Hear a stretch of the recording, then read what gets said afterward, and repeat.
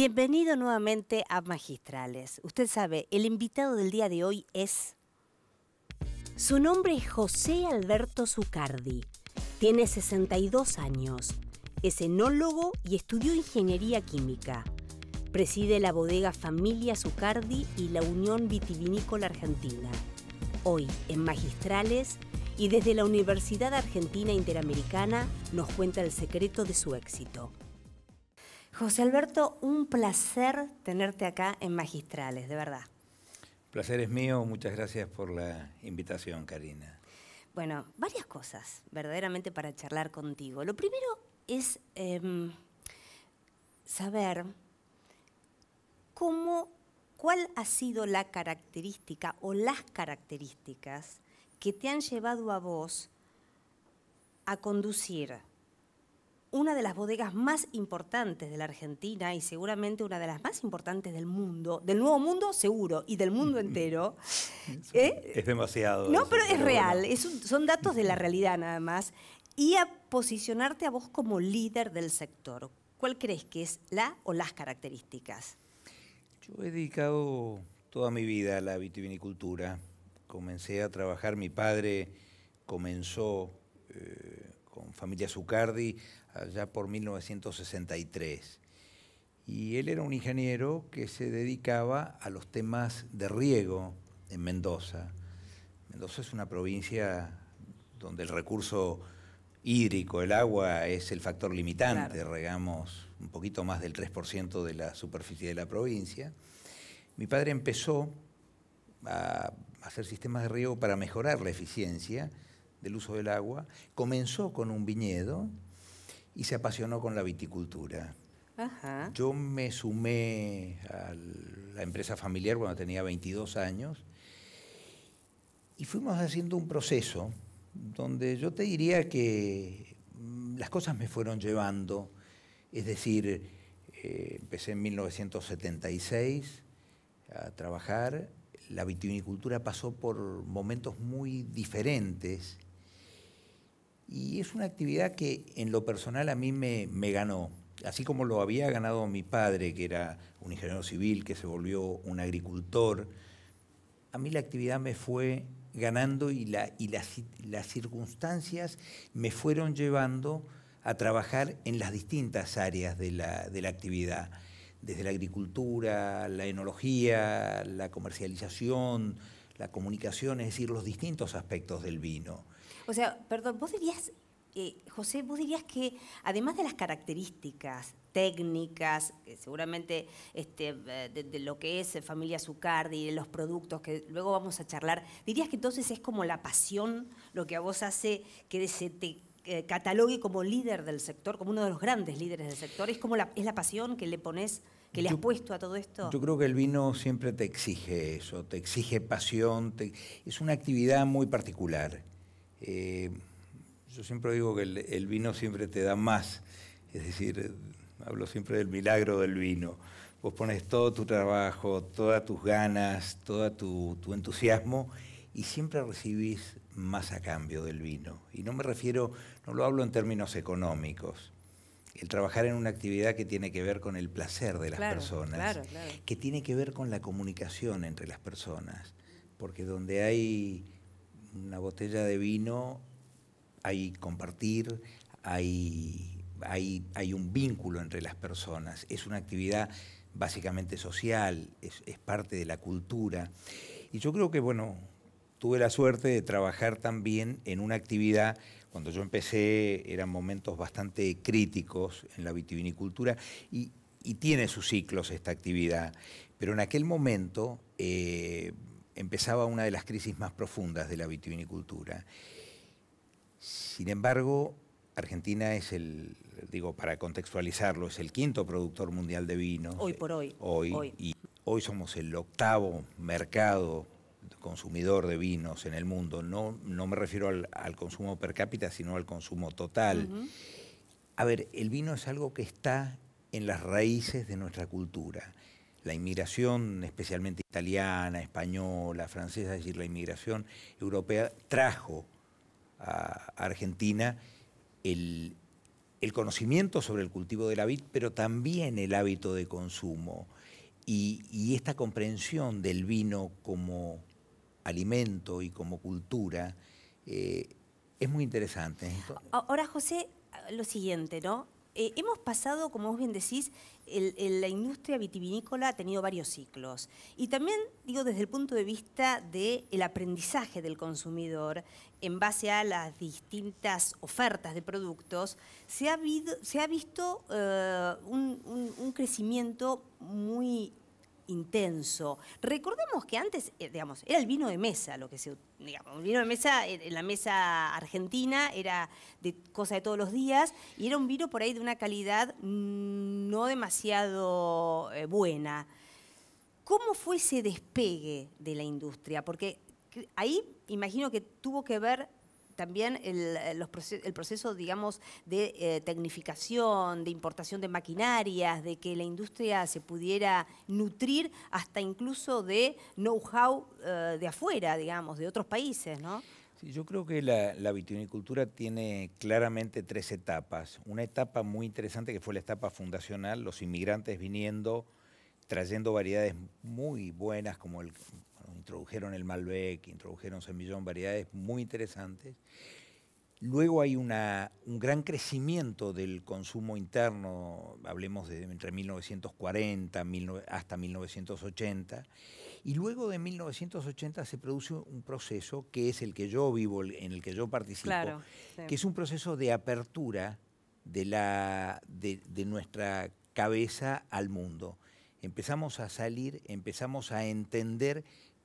Hasta ese momento el vino argentino se consumía 100% en Argentina.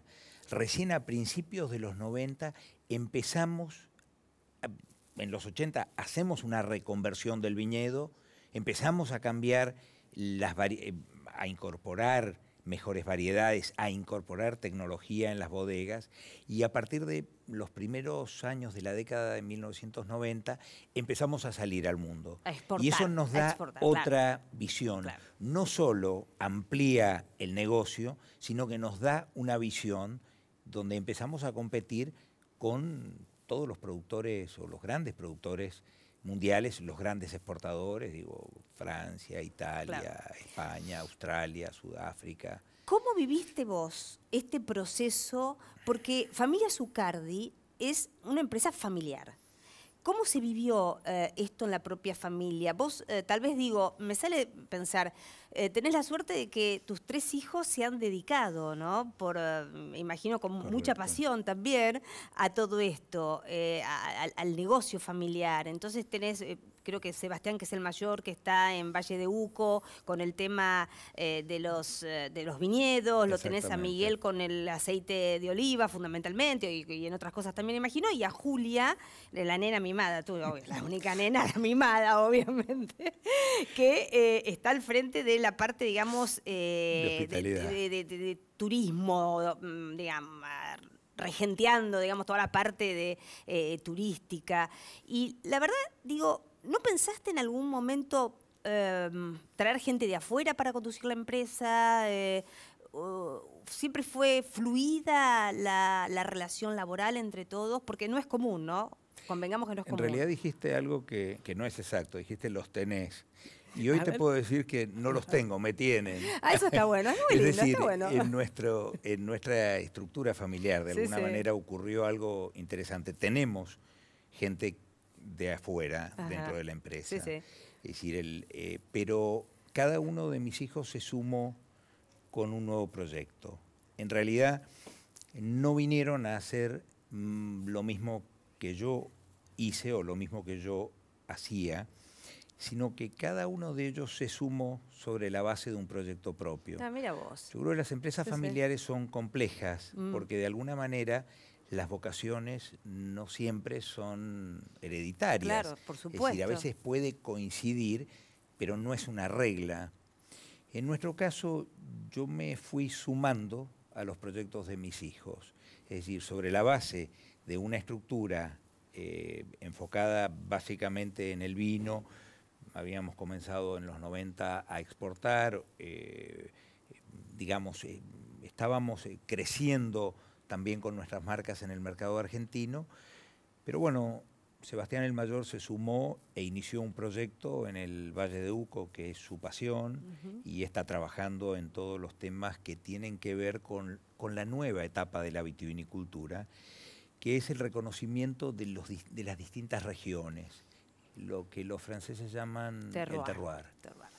Y él se sumó, y de alguna manera lidera este proyecto. Luego Miguel empezó a trabajar con aceites de oliva, que es un producto también fantástico y muy afín al vino. Claro. Pero hace 10 años u 11 años, cuando él comenzó, el aceite estaba como el vino en los 80, es decir, con condiciones climáticas, de suelo fantásticas, pero con calidades que no reflejaban esa calidad potencial que la región nos daba. Y él empezó a desarrollar este concepto de aceites de alta calidad. De alta calidad, exactamente. Sí, tomando algunos aspectos que son del vino, como la varietalidad, el año de cosecha, también las distintas regiones. Pero de hecho, perdón, hay degustación de aceites. Totalmente, exactamente, sí. Y como complemento de eso, y como forma de comunicar el vino en primer lugar, pero luego los aceites también, Julia lleva adelante un proyecto de hospitalidad, el turismo vitivinícola, y es una forma de comunicar los productos, de comunicar la región, muy interesante. Entonces, por eso te decía que yo me he sumado a los proyectos de mis hijos, porque yo creo que la vida va para adelante y que es importante. A ver, en las empresas familiares el secreto es que siempre debe haber siempre el espíritu debe ser el espíritu fundador, el espíritu de la primera generación, porque si no las empresas pierden su vigor, pierden su fuerza. Entonces mis hijos no son la tercera generación de la empresa, cada uno de ellos es fundador. Es como la primera generación, exactamente. Son fundacionales. Y esto es muy importante. Es muy interesante eso que estás contando, porque de verdad igual no es común, ¿no? Porque en general no me parece que pase tanto así, pero es muy interesante. Tal vez esa sea como, entre comillas, una receta, una fórmula que no a todo el mundo le puede funcionar, pero en tu caso, evidentemente, el caso de ustedes ha sido muy exitosa. ¿Sabés qué estaba pensando? Me quedó picando cuando dijiste, qué interesante, estar en la Argentina. Habitualmente estamos acostumbrados, igual que en otros países del mundo, a pensar en uvas. Es decir, pensamos Malbec, pensamos Cabernet Sauvignon, Sauvignon Blanc, Chardonnay, Pinot Noir, bueno, siguiendo con los tintos, pero la verdad es que no se habla mucho de terroir. Exactamente al revés de lo que pasa en Francia.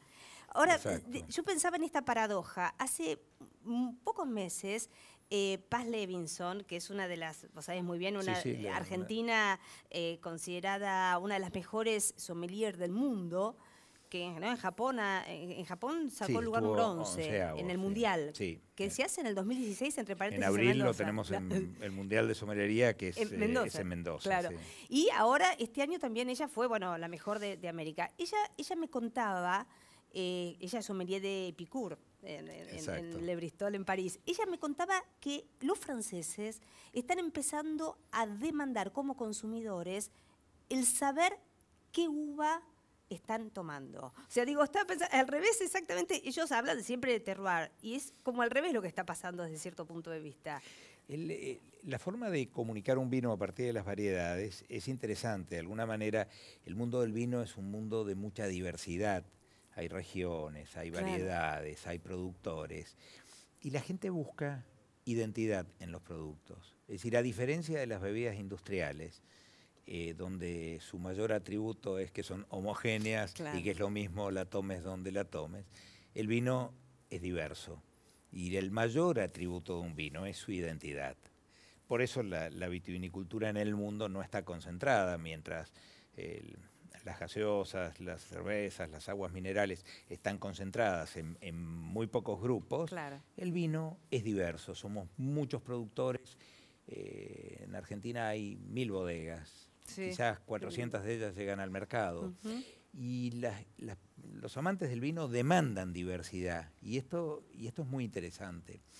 Pero creo que viene una etapa de mayor profundidad. Es decir, la misma variedad, cuando hablamos de Malbec, Sí. no hablamos de una sola cosa. Un Malbec de una región y de otra se expresa de maneras muy diferentes. Es decir, tenés tipos de vino que si los degustás en paralelo, bueno, no sé si lo reconoces o pensás que son productos similares. Y la verdadera expresión, a mí me gusta decir esto, es decir, en un mismo viñedo cultivado por viticultores diferentes, Sí. produce uvas diferentes. Distintas. Las mismas uvas vinificadas por equipos de vinificación diferentes, personas diferentes, da vinos diferentes. ¿Qué es lo que esto prueba? Que en el vino no solo intervienen, por supuesto, el suelo, el clima, la variedad, obviamente, sino las personas. Y eso me parece que es un tema muy diferente y muy particular en el vino. Desde cierto punto de vista, un enólogo es como un artista, ¿no? Tal vez, digo, es como un artista que va cincelando el producto. Yo diría no que sé, hay una mezcla pienso de artesanalidad y de creatividad, que es real. Sí, no sé si decir es un artista, pero sí hay cuando combinás la artesanalidad con notas de creatividad. Es decir, lo cierto es que las personas agregan valor en el vino. Y esto es muy importante. Es decir, no es un commodity donde vos Claro. pautás Claro. ciertos parámetros, los medís y el producto es uniforme. El vino es un producto vivo que va cambiando a lo largo de su vida. Dentro de una botella el vino tiene una evolución. Sí, sí, sí. Y, perdón, sí, y no, esta diversidad hace que, digamos que el tema del lugar sea muy importante.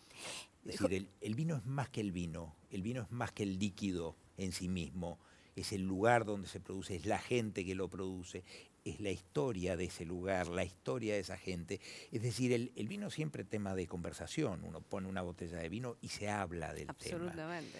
Es decir, es muy diferente la relación que se establece a partir de una bebida como el vino, la que se establece a partir de otro tipo de bebidas. Yo quiero hablar en el segundo bloque, a ver, por supuesto del mercado interno, del mercado externo, cómo está el tema del mercado Bien. externo, también de las cuestiones que tienen que ver con las reglas de juego para que toda esta industria avance cada vez más. Pero antes quiero dejarte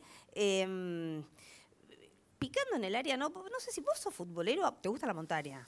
La montaña gusta la me montaña? apasiona, no soy muy Fútbol no, pero futbolero. entonces, a ver, alguna cosa, decime, algún paralelismo en montañismo, ¿qué sería? Hiciste cumbre con tu hijo en el 2005, era Concagua, En la ¿no? Concagua, sí. Oh. Sí, no soy Hombre tenaz. Tenaz soy, no soy un buen montañista, pero me encanta. Bueno, no, pero eso decimos, seguramente debe ser bueno, pero uno siempre dice, no sé, pero cumbre en Aconcagua es un tema. Con lo cual, vos sos de esperar los buenos vinos hay que esperarlos, dicen, ¿no? Hay que esperarlos, pero a veces decimos que los buenos vinos nacen buenos. Es decir, interesante. Sí, y el tiempo los mejora en todo caso. Y nosotros tenemos una cosa fantástica en nuestro clima, que los vinos se pueden beber muy rápidamente. Es decir, aún los más jóvenes, digamos, claro. Exacto. Pueden evolucionar y lograr niveles de mayor complejidad y de mayor calidad en el tiempo, pero son bebibles desde muy jóvenes. Yo lo que quiero para el próximo bloque es lo siguiente, te lo dejo así. ¿Es mito o realidad esto que muchas veces se piensa, que un vino de alto precio es sí o sí siempre un buen vino? Próximo bloque.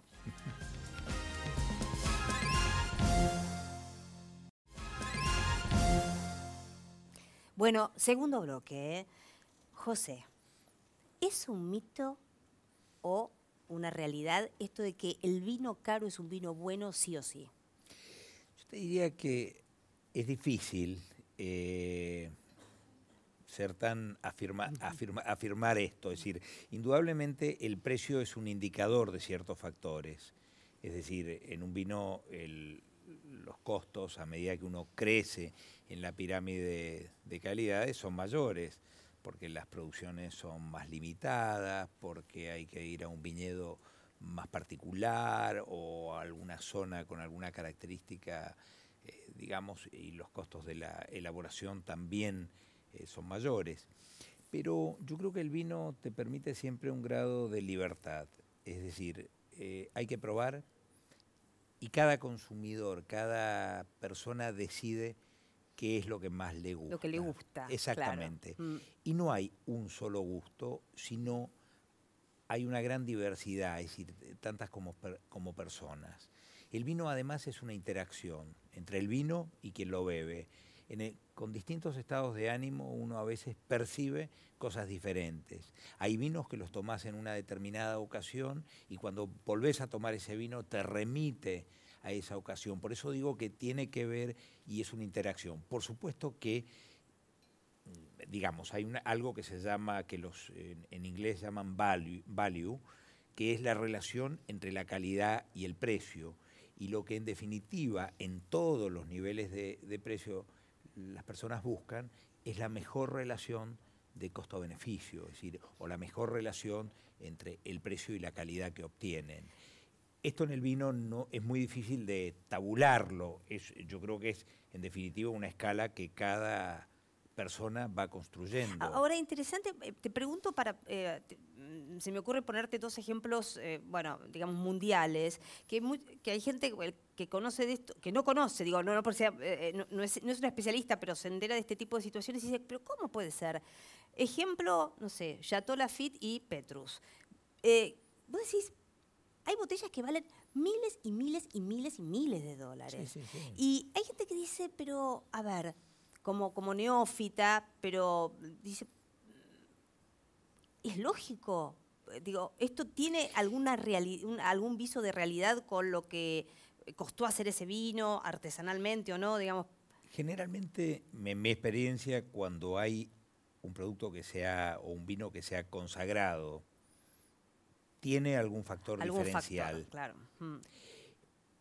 Eso si no, nadie lo pagaría, nadie lo compraría por otro lado, ¿no? Exactamente. No habría nadie. Yo creo que en general hay algo que los hizo diferentes.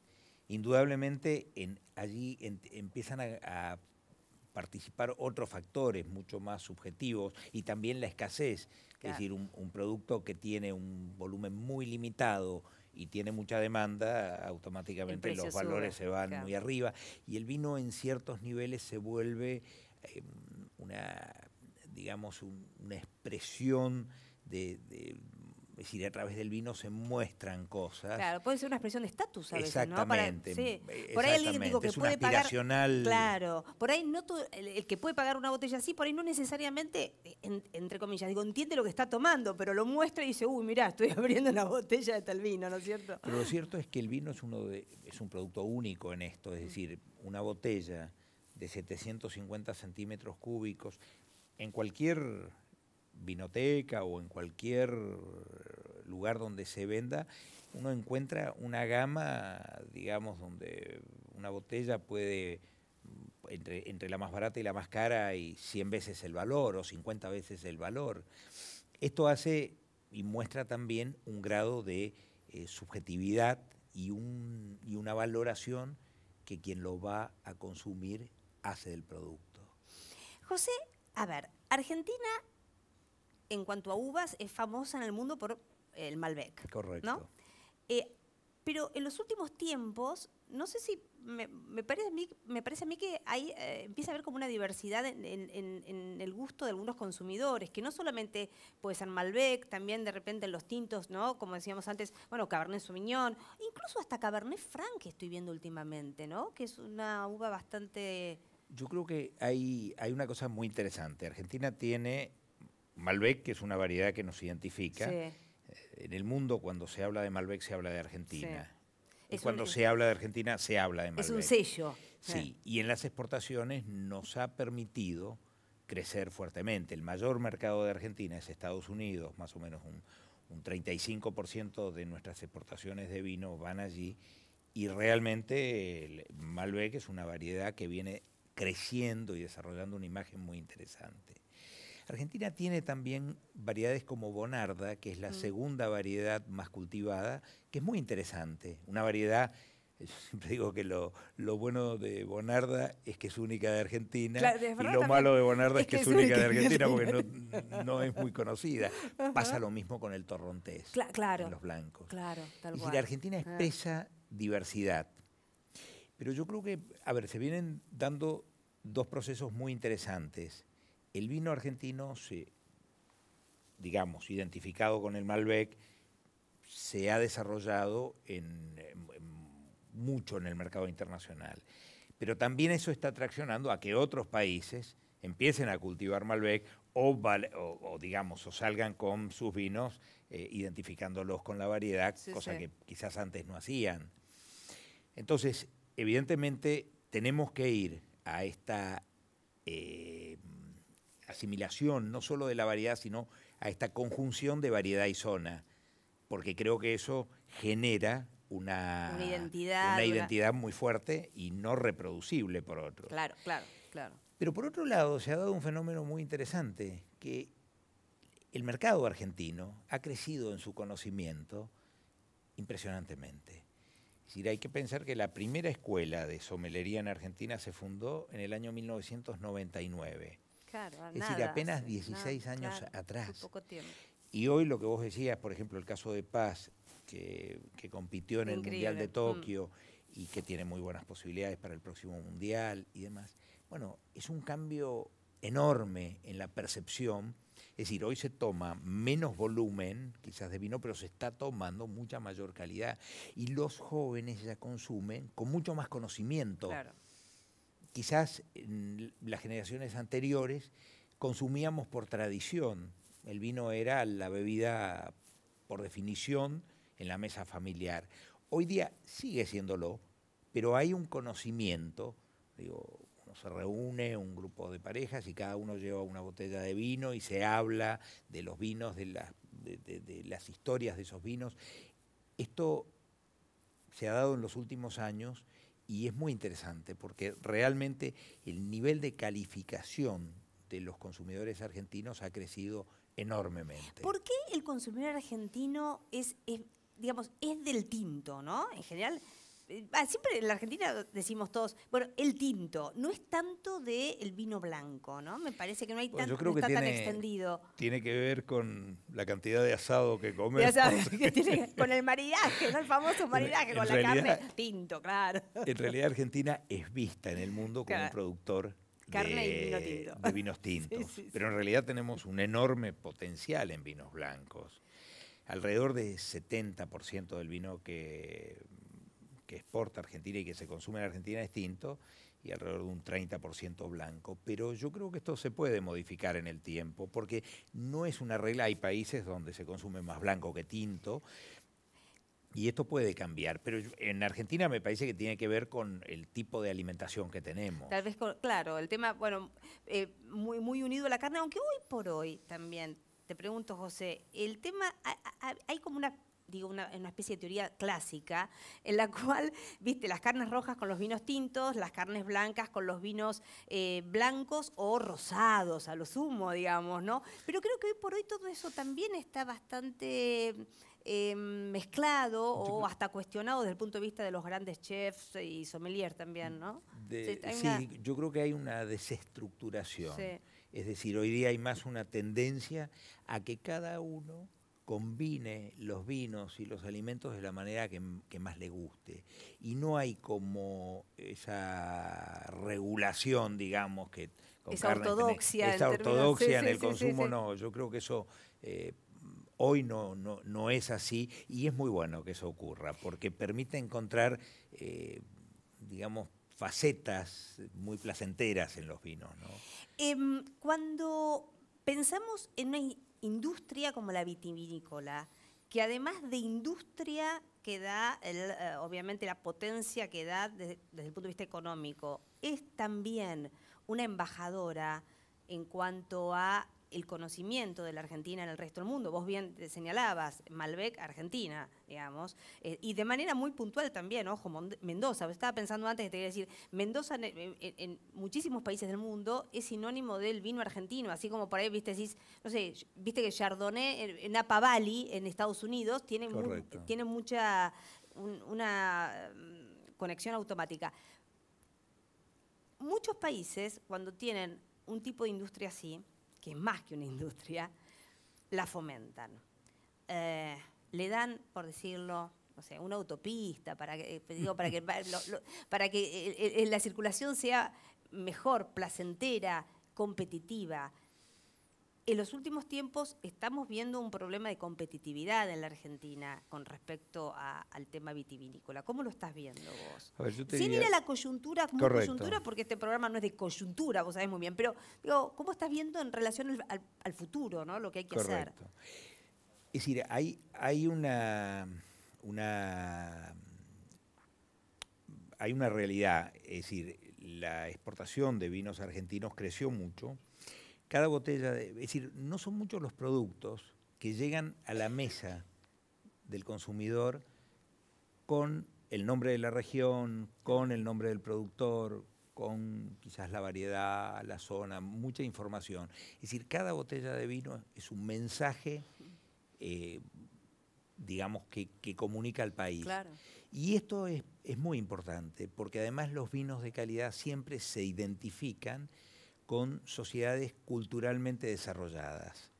Es decir, en general el vino, digo, hay países que tienen muy mala prensa o que sufren procesos de guerra o de pobreza, la gente no elegiría un vino de ese lugar. Claro, por eso es un embajador. Es un embajador el vino, y el vino comunica, y en este momento se ha producido algo muy interesante en los últimos 10 años, que es el turismo enológico. Claro. Es decir, nosotros empezamos hace 15 años, pero en los últimos 10 años, gente que va a Mendoza o a las distintas regiones vitivinícolas del país a visitar bodegas. En las bodegas tenemos restaurantes, tenemos actividades, la gente degusta, la gente anda en bicicleta en los viñedos, hace muchísimas actividades. Indudablemente en los últimos años, y en los últimos 2 años, 3 años, venimos sufriendo un proceso de incremento de los costos internos, claro, y de pérdida de competitividad en el mercado mundial. Sí. Hoy, ¿qué es lo que nos preocupa? Paralelamente al proceso de evaluación de nuestro peso, se produce un proceso de evaluación del euro o del dólar australiano, de las monedas. Bueno, eso indudablemente nos lleva a poder competir en segmentos de calidad más altos, claro, y a perder ciertos niveles de calidad más bajos, pero más voluminosos, que donde hemos perdido niveles de competitividad. Y esto indudablemente es una lástima, porque la vitivinicultura argentina creció en los volúmenes y en los montos que se facturan al exterior. Tengo que ir al tercer bloque, José, porque tenemos muchas preguntas acá, pero digo, se me ocurren tantas cosas para hasta en otro programa, ¿no? Tal vez, porque todo el tema tributario también tiene que estar acorde a que haya a veces incluso incentivos, porque es una industria que tiene un doble mensaje, insisto, el económico. Exacto. Y el de la comunicación institucional del país. Correcto. Fuera de las fronteras. Con lo cual, parece que bueno, hay varias cuestiones, ¿no?, interesantes, pero en el tercer bloque va a haber muchas más preguntas. Perfecto.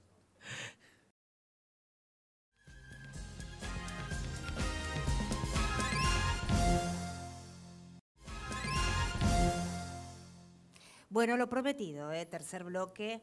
José, te dije, tercer bloque, van las preguntas directo y yo ya sé que va a empezar Emiliano. Mirá, ahí está.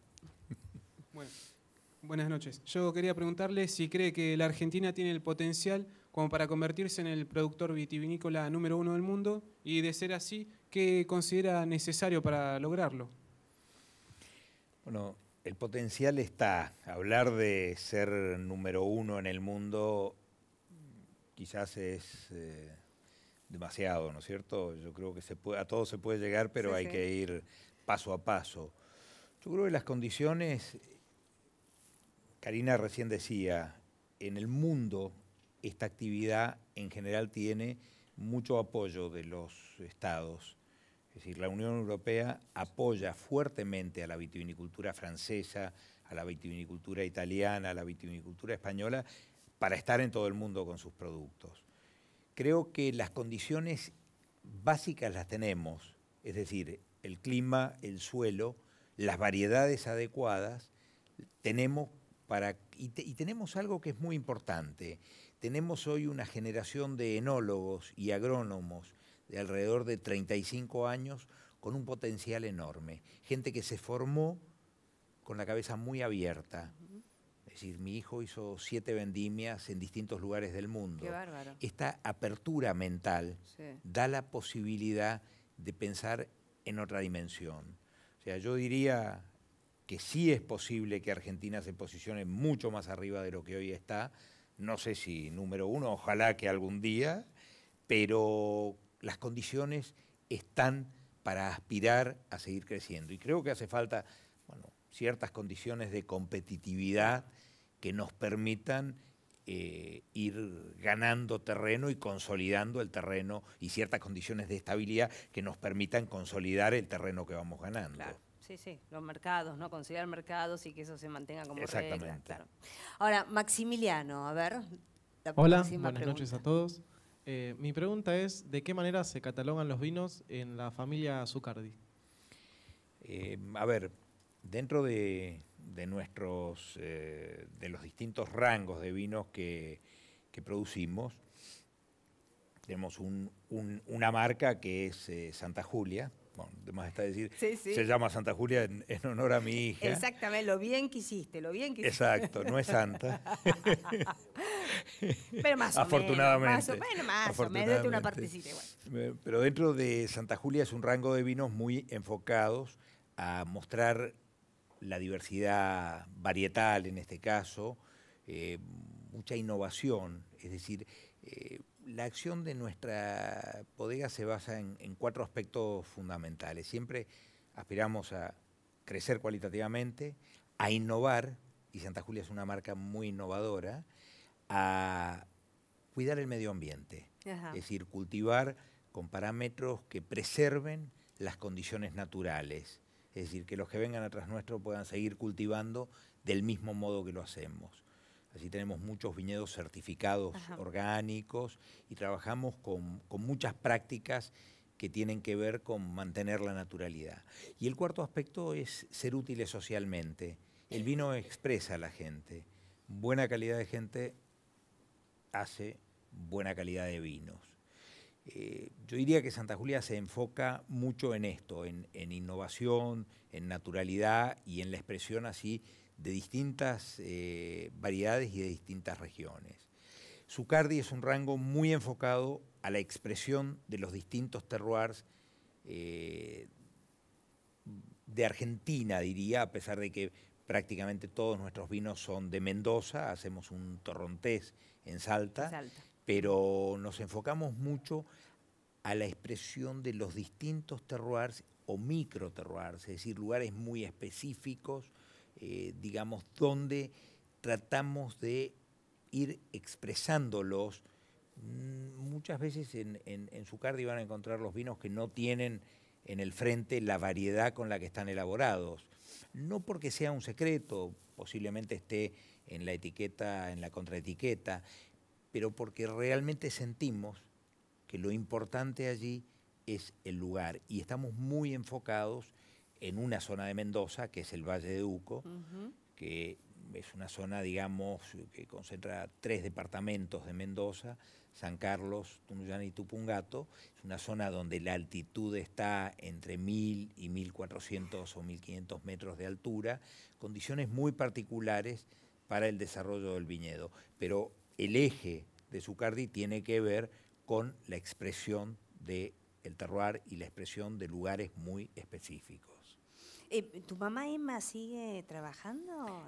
Somos 3 generaciones trabajando juntas. Mi madre sigue trabajando. Ella hace un trabajo muy interesante. Tiene que ver con una sala de arte que tenemos en la bodega que está en Maipú. Sí. Y esta sala de arte es un lugar para que los artistas locales de Mendoza expongan pintura, escultura. Hacemos algunos eventos de música también. Pero nosotros sentimos que el vino es una expresión de la cultura y es un gran comunicador de otras expresiones de la cultura.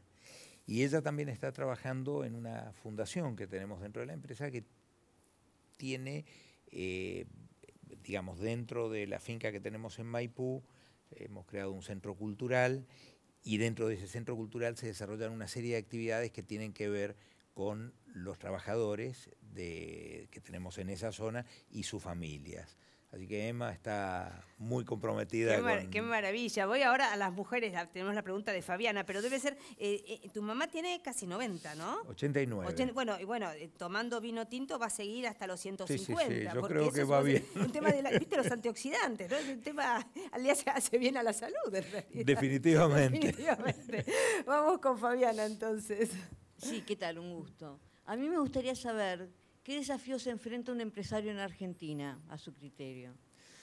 Pues yo creo que los desafíos de un empresario en Argentina son varios. Es decir, somos un país que tiene un enorme potencial en muchísimos aspectos, pero también un país que tiene altos y bajos, donde tenemos algún nivel de inestabilidad que a veces es muy importante. Yo creo que el desafío es también que, digamos,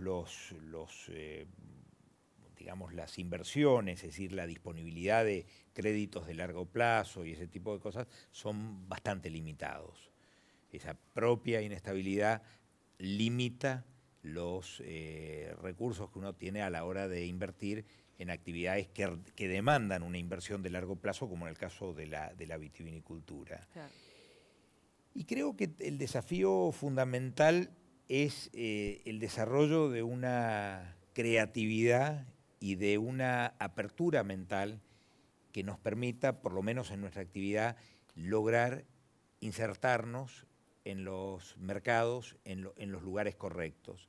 Es decir, por ejemplo, la pérdida de competitividad nos generó pérdidas en algunos segmentos del mercado, claro, pero también nos obligó a buscar competir en segmentos mucho más quizás difíciles, exigentes, exactamente, claro, e ir a niveles más altos.